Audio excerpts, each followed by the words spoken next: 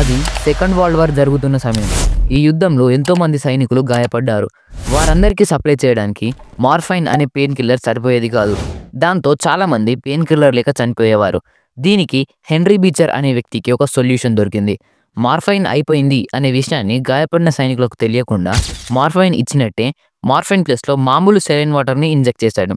Shockingly ఆ సైనికులకి నొప్పి తగ్గిపోయింది. ఇలా ప్రతి ఒక్కరికి ఇది ఇంజెక్ట్ చేసి వారి బాడీలోని బుల్లెట్స్ని తీసి కుట్లు వేసేవాడు. బట్ ఇది ఎలా సాధ్యం? సలైన్ వాటర్కి నొప్పి తగ్గించే క్యాపబిలిటీ లేదు.